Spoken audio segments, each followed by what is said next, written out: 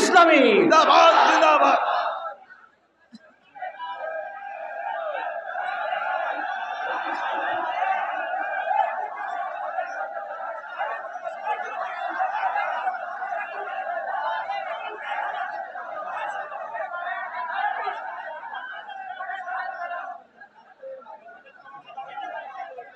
আসসালামু আলাইকুম ওয়া রাহমাতুল্লাহ। আলহামদুলিল্লাহি রাব্বিল আলামিন ওয়াসসালাতু ওয়াসসালামু আলা রাসূলিহিল কারীম ওয়া আলা আলিহি ওয়া সাহবিহি ওয়া আহলি বাইতি আজমাইন। বাংলাদেশ জামাত ইসলামী শহীদ ঈদগাহ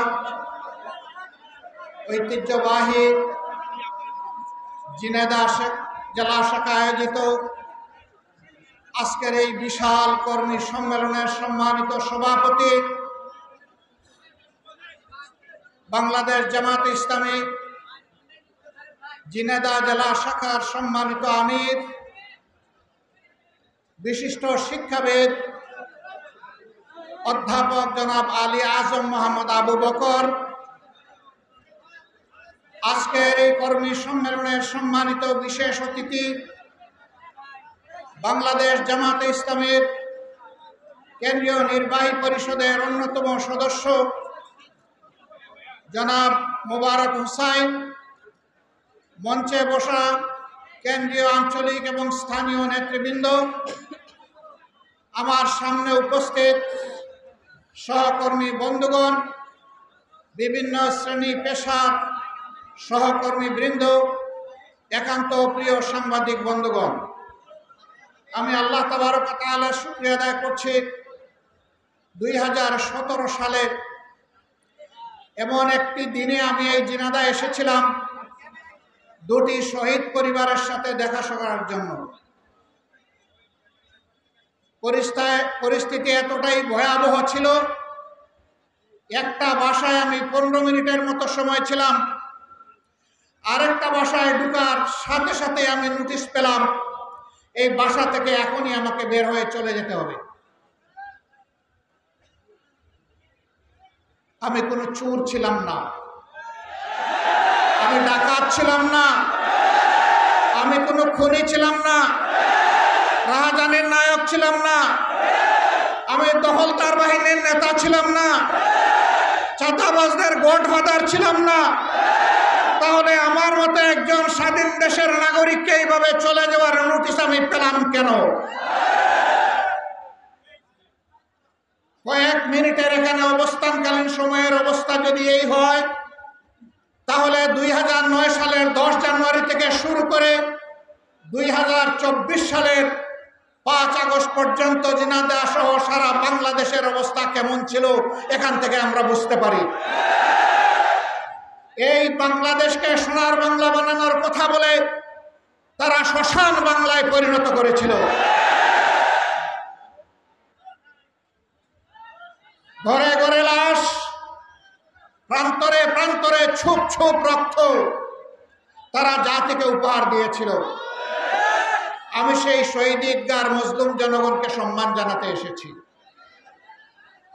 মন ভরে যদি প্রত্যেকটি শহীদের পিতাকে কপালে চুমু দিতে পারতাম, আজকের এই সম্মেলনে এখানে উপস্থিত আছেন শহীদদের একজনের পিতা, ইবনুল পারভেজের পিতা জনাব জাহাঙ্গীর হোসেন সাহেব। তিনি যখন হাতটি বাড়িয়ে দিচ্ছেন আমার দিকে, আমি আমার বুককে ধরে রাখতে পারিনি। আমি যে ভাষাটির কথা বলেছি, যেই ভাষায় সেদিন আমাকে নোটিশ দেওয়া হয়েছিল, এটা ছিল তারই ভাষা। আলহামদুলিল্লাহ, আলহামদুলিল্লাহ রাব্বিল আলামিন। জালিমদের হাত থেকে আল্লাহ বাংলাদেশের 18 কোটি মানুষকে মুক্তি দিয়েছেন। আমি পারবো না আজ সকল শহীদের ঘরে যেতে, সকল শহীদের মাকে, স্ত্রীকে, বোনকে, বাবাকে, ভাই বোনকে, অবুঝ সন্তানদেরকে আমি সালাম জানাতে পারবো না। সময়ের সীমাবদ্ধতায় আমার পক্ষে সম্ভব হবে না। তার প্রতীক হিসাবে ঝিনাইদহের একটি শিশু আমার প্রয়োজন ছিল। আমি বলেছিলাম একটি শিশু আমার হাতে তুলে দিন, আমি মন করে তাকে চুম্বু দিব, আদর করব, ভালোবাসা দিব, সম্মান জানাবো। এই সকল কিছু হবে সেই শহীদ পরিবারদের জন্য উৎসর্গ। আমি সেই শিশুকে এখন তুলে নিচ্ছি।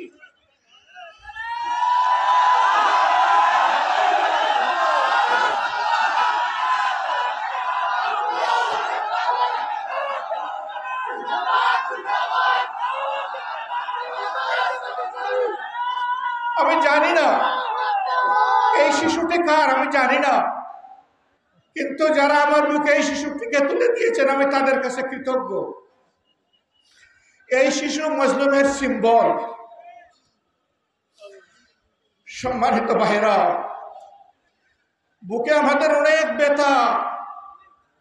15.5 বছর আমাদের উপর জুলুমের তাণ্ডব চালানো হয়েছে। এক এক করে আমাদের শীর্ষ 11 জন দায়িত্বশীল নেতাকে আমাদের বুক থেকে কেড়ে নেওয়া হয়েছে। মিথ্যা অভিযোগ, সাজানো সাক্ষী, বানানো আদালত, এই দিয়ে ক্যাঙ্গারু কোর্ট বসিয়ে আমাদের লোকদেরকে হত্যা করা হয়েছে। মহান রবের দরবারে আমরা মামলা দায়ের করেছি। জানি না এই জীবনে সেই হত্যাকাণ্ডের বিচার আমরা পাবো কিনা। আমরা লড়াই করব সেই হত্যাকাণ্ডের বিচার পাওয়ার জন্যে। এক্ষেত্রে আমরা আল্লাহ তাআলার সাহায্য কামনা করছি। তারা আমাদের কেন্দ্রীয় কার্যালয় থেকে শুরু করে বাংলাদেশের সকল অফিস কার্যত সিলগালা করে রেখেছিল। 10 মিনিটের জন্য আমাদের পক্ষে আমাদের কার্যালয়গুলোতে যাওয়া সম্ভব হয়নি। আমরা 5 জন মানুষ একসাথে বসতে পারিনি। বাপ বেটা একসাথে বসে ভাত খাচ্ছে, দুপুরবেলা তাদেরকে তুলে নিয়ে বলেছে রাষ্ট্রের বিরুদ্ধে ষড়যন্ত্র। বিশেষ ক্ষমতায় নেতাদের বিরুদ্ধে মামলা দিয়েছে যাতে তারা বেল পেয়ে মুক্ত হয়ে না আসতে পারে। সম্মানিত ভাইয়েরা, এই আপনাদের পাশেই সাতক্ষীরা জেলা, সেখানে বুলডোজার চালিয়ে আমাদের নেতাকর্মীদের বাড়িঘর মাটির সাথে গুড়িয়ে দেওয়া হয়েছে, মিশিয়ে দেওয়া হয়েছে। অন্যায়ভাবে আমাদের দলের নিবন্ধন কেড়ে নেওয়া হয়েছে, প্রতীক কেড়ে নেওয়া হয়েছে। শেষ পর্যন্ত 2024-এর 1 আগস্ট ছাত্র জনতার উত্থাল আন্দোলনের মুখে দিশেহারা সরকার বেদিশা হয়ে আমাদেরকে নিষিদ্ধ ঘোষণা করেছে। আল্লাহর বিচার, 4 দিনের মাথায় আল্লাহ তাআলা তাদেরকেই নিষিদ্ধ করে দিলেন। আমার ভাইয়েরা, বলছিলাম অনেক ব্যথা আমাদের অন্তরে, কিন্তু প্রিয় দেশকে, জাতিকে আমরা ভালোবাসি। আমরা কোনো বিশৃঙ্খলা চাই না। আইন হাতে তুলে নিয়ে আমরা কোনো প্রতিশোধ নিতে চাই না।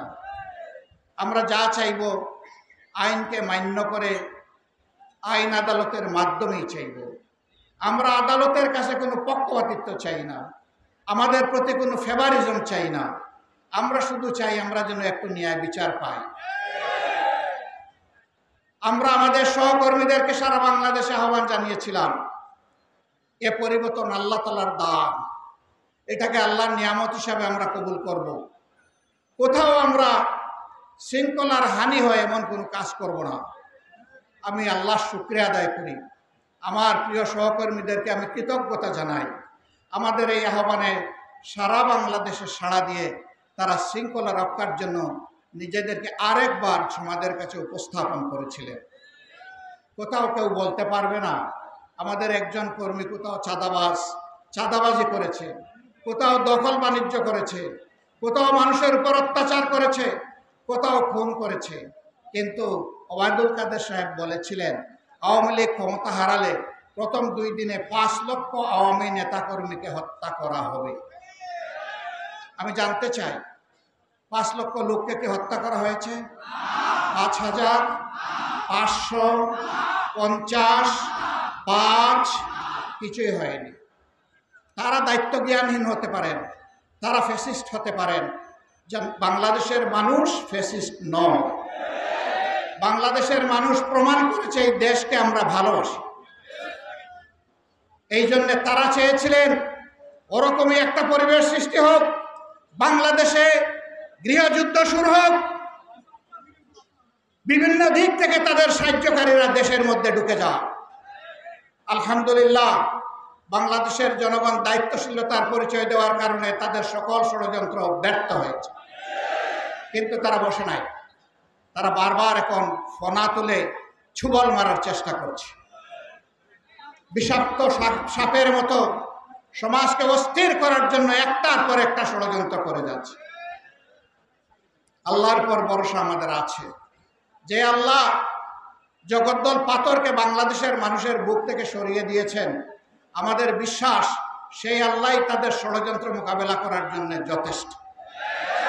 হাসবুনাল্লাহু নি'মাল ওয়াকিল, নি'মাল মাওলা ও নি'মান নাসির। তিনি আমাদের অভিভাবক, তিনি আমাদের জন্য যথেষ্ট। তার সাহায্যের উপরেই আমরা কেবল ভরসা করি। তার সাহায্য ছাড়া অন্য কারো সাহায্য না হলেও আমাদের চলবে ইনশাআল্লাহ। প্রিয় সম্মানিত ভাইরা, তারা তো গেল, পছেই গেল, পালিয়ে গেল, খালে বিলে গেল, নদী নালায় গেল, কলা পাতায় শুইল, এগুলা সব বাদ দিলাম। আমরা কি করব? আমাদের দায়িত্বটা কি? আমাদের জাতির ব্যাপারে আমরা কি কর্তব্য পালন করব? আজকে জিনেদার লাখো কর্মী এখানে সমবেত হয়েছে। এখানে আছেন, মাঠের বাইরে আছেন, রাস্তাঘাটে আছেন, বাসাবাড়ির দুতলা তিনতলায় আছেন, ছাদের উপরে আছেন। আসার সময় আমরা দেখে এসেছি প্রচণ্ড গরম, তারপরেও ধৈর্য ধরে আপনারা আছেন। আল্লাহর উপযুক্ত প্রতিদান আপনাদেরকে দুনিয়াও দিবেন, ইনশাআল্লাহ আখিরাতেও দিবেন। সহকর্মীবৃন্দ, আমরা কি করতে চাই? আমাদের বার্তা স্পষ্ট। আমাদের সন্তানেরা রাস্তায় নেমেছিল, উই ওয়ান্ট জাস্টিস, এই স্লোগান নিয়ে, যে আমরা ন্যায় বিচার চাই। জামাতে ইসলামের স্লোগান উই ওয়ান্ট জাস্টিস। আমরা সমাজে সুবিচার কায়েম করতে চাই আল্লাহ তাআলার আইনের ভিত্তিতে, কোরআন সুন্নাহর ভিত্তিতে। আমরা এমন একটি সমাজ চাই যেই সমাজে কোনো বৈষম্য থাকবে না, একটা বৈষম্যবিহীন সমাজ গড়তে চাই। আসার পথে আমার সামনে চতুর্দিকে সারা বাংলাদেশে এদেশের যুবকরা তাকিয়ে আছে আগামীর বাংলাদেশ কেমন হবে। যুবক বন্ধুগণ, তোমাদের জন্য বার্তা, আল্লাহ তাআলা যদি আমাদেরকে এই খেদমতের জন্য, জাতির খেদমতের জন্য মেহেরবানি করে কবুল করেন, আমরা একটা যুবকের হাতকেও বেকার থাকতে দেব না ইনশাআল্লাহ তাআলা আজিম। আমরা যুবকদের হাতকে কর্মীর হাতে ইনশাআল্লাহ পরিণত করব। যুবকদের হাতে হাতে আমরা কাজ তুলে দেব এবং এক একজন যুবক হবে এক একজন উন্নয়নের নায়ক ইনশাআল্লাহ। বিশ্বের দরবারে মাথা উঁচু করে তারা চিৎকার দিয়ে জানিয়ে দিবে, আমরা আর এখন গরিব এবং অবহেলিতের দেশ নই। যুবকদের অবস্থা আর এমন হবে না। বিশ্ববিদ্যালয়ের পাঠ চুকিয়ে, কলেজের পাঠ চুকিয়ে, মাদ্রাসার পাঠ চুকিয়ে হতাশার গহ্বরে, অতল গহ্বরে তলিয়ে গিয়ে আত্মহত্যার পথ বাছাই করবে। আমাদের যুবকদের জন্য এই অভিশাপ সমাজে আমরা রাখবো না ইনশাআল্লাহ। মা বোনদের ব্যাপারে আমরা বলতে চাই, আমাদের ব্যাপারে জুজুর ভয় দেখানো হয়। যদি জামাতে ইসলামী ক্ষমতায় আসে, তোমাদেরকে ঘরের বাইরে যেতে দিবে না। ওরা বাইরে গিয়ে যাওয়ার সময় ঘরের বাইরে তালা মেরে দিবে। আমরা মা বোনদেরকে কি বার্তা দিতে চাই? আমাদের স্পষ্ট বার্তা, রাসূল করিম সাল্লাল্লাহু আলাইহি ওয়াসাল্লাম মা বোনদেরকে রাষ্ট্রীয় কাজে লাগিয়েছেন, পরামর্শ করেছেন, যুদ্ধের ময়দানে সাথে নিয়ে যুদ্ধ করেছেন। শিক্ষার ক্ষেত্রে মারা আলো ছড়িয়েছেন। আমাদের মাদেরও যাদের সেই দক্ষতা, অভিজ্ঞতা, যাদের এই মেধা আছে, ইনশাআল্লাহ তারাও সমাজের সম্মানের সাথে অবদান রাখবেন ইনশাআল্লাহ। তাদের কাউকেই আমরা গৃহবন্দী করে রাখবো না। সমাজ উন্নয়নে ইজ্জতের সাথে ইসলামের বিধান অনুযায়ী তারা ভূমিকা পালন করবেন ইনশাআল্লাহ। সম্মানিত ভাইরা, আমরা মাকে কিভাবে দেখব? আজকে যদি আমরা সমাজের দিকে তাকাই, কোনো একটা পেশায় আমাদের মাদের ইজ্জত নিরাপদ নয়। নির্দ্বিধায় বুকে হাত দিয়ে চিৎকার দিয়ে এই কথা আমরা বলতে পারি ইনশাআল্লাহ। আল্লাহ তাআলা যদি আমাদের হাতে কোনো দায়িত্ব দেন, সেই দিন মাদেরকে দেখবো আপন মা হিসাবে। সদুরা বোন হিসাবে, ঔরসজাত মেয়ে হিসাবে, তাহলে ইনশাআল্লাহ মায়েরা সেদিন এই রাষ্ট্রের নাগরিক হয়ে তারা গর্ববোধ করবে আল্লাহ চাইলে। আমরা সেই রাষ্ট্রটি এ বাংলাদেশের জনগণকে উপহার দিতে চাই। আজ শিক্ষা ব্যবস্থায় সার্টিফিকেট নিয়ে বের হয়, 1টা 2টা 10টা 100টা ইন্টারভিউ দেয়, কোনো একটা জায়গায় তার কর্মসংস্থান হয় না। আমরা ওই শিক্ষা রাখবো না। আমরা এমন শিক্ষা রাখবো যে শিক্ষা একজন নৈতিকতা বোধসম্পন্ন নাগরিক গড়ার পাশাপাশি একটা কর্মীর হাত গড়ে দেবে, একটা উন্নয়নের হাত গড়ে দেবে। এই জন্য আমি আগেই বলেছি তাদেরকে বেকার থাকতে দেওয়া হবে না ইনশাআল্লাহ। সম্মানিত ভাইয়েরা, আদালতে গিয়ে আজকে দেখি ন্যায় বিচার, সেখানে ন্যায় বিচারের মৃত্যু হয়েছে ভুল অন্টিত, যার সবচেয়ে নিকৃষ্ট সাফারার আমরা ছিলাম, সারা বাংলাদেশের মানুষ ছিল। আমরা ইনশাআল্লাহ নিশ্চিত করব সেই ন্যায় বিচার যেখানে কোনো দুর্বৃত্ত কোনো ঘুষ নেওয়ার দুঃসাহস দেখাবে না। রাষ্ট্রের ট্যাক্সে যারা দায়িত্ব পালন করবেন, আল্লাহকে ভয় করে জনগণের কাছে দায়বদ্ধ থেকে তাদেরকে দায়িত্ব পালন করতে হবে। সেখানে কোনো ছল চাতুরি চলতে দেওয়া হবে না। এইভাবে আমরা ন্যায় এবং ইনসাফের সৌদের উপর বৈষম্যহীন একটা সমাজ গড়তে চাই। আজকে দ্রব্যমূল্যের চাপে মানুষ অতিষ্ঠ। কারাই দ্রব্যমূল্য বাড়িয়ে জনগণকে কষ্ট দিচ্ছে আপনারা সবাই জানেন। বিগত জালিম সরকারের সময় যারা সিন্ডিকেট গঠন করেছিল তারাই এখনো সিন্ডিকেট পরিচালনা করছে। সরকারের কাছে আমাদের স্পষ্ট বার্তা, সিন্ডিকেট ভেঙে তছনছ করে দিন, জনগণকে স্বস্তি দিন। স্বস্তি দেওয়ার জন্য যাবতীয় উদ্যোগ গ্রহণ করুন, ভালো কাজে এগিয়ে যান, জনগণের কাঙ্ক্ষিত সংস্কার সাধন করুন। জনগণের 37 কোটি হাত আপনাদের সাহায্য করবে ইনশাআল্লাহ। আপনারা ভুল করলে আমরা শুধরিয়ে দেব, আপনারা একগুমি করলে আমরা প্রতিবাদ করব। আপনাদেরকে একগুমি করতে দেওয়া হবে না। আমি শুধু যারা সেই 15.5 বৎসর বড় নির্যাতিত ছিলেন, যাদের সহকর্মীদেরকে খুন করা হয়েছে, গুম করা হয়েছে, পঙ্গু করা হয়েছে, জেলে পুরা হয়েছে, মামলা দেওয়া হয়েছে, তাদের সকলের প্রতি প্রাণ ভরে আহ্বান জানাবো, আসুন দায়িত্বশীল আচরণ করি। অতীতের জালিমরা যা করেছে আমরা কেউ যেন তা না করি। কেউ যদি করে থাকেন তাকে লজ্জিত হয়ে অপকর্ম থেকে সরে আসা উচিত। মানুষকে স্বস্তি দিন। মানুষের পর জুলুম করলে পরিণতি কি হয় কেবলই তো আমরা চোখের সামনে দেখে নিলাম। এখান থেকে আমি সহ আমাদের সবাইকে আল্লাহ তাআলা শিক্ষা নেওয়ার তৌফিক দান করুন। কেউ যদি সেই একই পথে চলেন তারও একই পরিণতি হবে, তার কোনো ব্যতিক্রম হবে না। যারা একদিন গর্ব করে বলতেন এই দেশ আমার বাপ দাদার, এ দেশ ছেড়ে আমরা কোথাও পালাবো না, তারা কি তাদের কথা, জাতির সাথে দেওয়া কথা রক্ষা করেছেন? তাদের কর্মীদের সাথে দেওয়া কথা রক্ষা করেছেন? তারা কারো সাথে কথা দিয়ে রক্ষা করতে পারেননি। কারণ তারা আল্লাহকে ভয় করতেন না, তারা নফসের পূজা করতেন। এই জন্যেই অপকর্মের ভয়ে এই দেশে দাঁড়িয়ে থাকা, স্থির থাকার দুঃসাহস তাদের হয় না। সম্মানিত জিনেদের ভাষা, আমরা তাদের বিচার চাই। এদেরকে ফিরিয়ে আনতে হবে। যে যেখানে থাকে তাকে বিচারের মুখোমুখি করতে হবে এবং ন্যায় বিচারের মাধ্যমে তাদের উপযুক্ত পাওনাটা তাদেরকে দিয়ে দিতে হবে। এই সময় সবচেয়ে বেশি জুলুম করা হয়েছে ইসলামী দলগুলোর উপর, আলেম ওলামার দফায় দফায় জুলুম করা হয়েছে। বিশিষ্ট প্রবীণ আলিম ধরে নিয়ে গেছে মিথ্যা অভিযোগে, এক জেল থেকে আরেক জেলে নেয়, পায়ে বেড়ি পরিয়ে, হাতে হ্যান্ডকাপ, আদালতে তুলে পায়ে বেড়ি পরিয়ে। এই দুঃখ, এই কষ্ট অনুভব করেছি, কিন্তু কোনো প্রতিকার করতে পারি না। মজলুমের সমস্ত অভিশাপের অশ্রুবিন্দু, চোখের পানি এক জায়গায় মিলিত হয়ে একটা বঙ্গোপসাগর তৈরি করেছে, আর শহীদ এবং পঙ্গুদের রক্ত একত্রিত হয়ে একটা আটলান্টিক মহাসাগর তৈরি করেছে। আমরা আর চোখের পানি আর গায়ের রক্ত এইভাবে কেউ ঝরাক কিংবা ঝরুক, কোনোটাই আমরা চাই।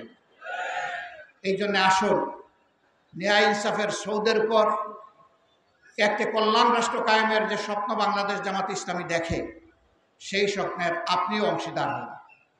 আপনিও অংশীদার হয়ে আমাদের জন্য দোয়া করুন, আমাদেরকে পরামর্শ দিন, সমর্থন করুন, সাহায্য করুন। ইনশাআল্লাহ একটা ইনসাফ ভিত্তিক রাষ্ট্র যদি কায়েম হয়, সেই রাষ্ট্রে আমরা সকলেই হইব গর্বিত নাগরিক। আল্লাহ তাআলা এমন একটি রাষ্ট্র গড়ার তৌফিক আমাদেরকে দান করুন। প্রিয় জেনেদাবাসী, আপনারা আমাদের জন্য দোয়া করবেন, আমরা যেন জাতির জন্য ভালো কিছু করতে পারি। আমাদের ভুলের কারণে প্রিয় জাতি এবং আল্লাহর দ্বীন যেন ক্ষতিগ্রস্ত না হয়। আল্লাহ তাআলার কাছে চোখের পানি দিয়ে আগেন যেমন দোয়া করেছেন জালিমদের হাত থেকে বাঁচার জন্য, এখন দোয়া করবেন স্থায়ী শান্তি প্রতিষ্ঠার জন্য। আল্লাহ যেন আমাদের প্রিয় দেশবাসীকে ন্যায় এবং কল্যাণের পক্ষে ঘুরে দাঁড়ানোর তৌফিক দান করেন। আমি এই ক্ষেত্রে বিশেষভাবে যুব সমাজকে অভিনন্দন জানাই যে আমরা যে আন্দোলনের সূচনা করেছিলাম স্বৈরাচারের বিরুদ্ধে, জালেমদের বিরুদ্ধে 15.5 বছর আগে, সেই আন্দোলনের পরিণতি, সফলতা আল্লাহ তাআলা তাদের হাতে দান করেছেন। আমি এই যুবকদেরকে অভিনন্দন জানাই, আমার পক্ষ থেকে ভালোবাসা জানাই, আর দায়িত্বপূর্ণ কর্তব্য পালন করার জন্য, সফল নেতৃত্ব দেওয়ার জন্য আমি তাদেরকে স্যালিউট জানাই। তোমাদের প্রতি আমাদের অনুরোধ, আসো, তোমাদের হাতেই আমরা বাংলাদেশ তুলে দিতে চাই। সেই বাংলাদেশকে তোমরা গ্রহণ করো, কবুল করো। আল্লাহ তোমাদেরকে তৌফিক দান করুন।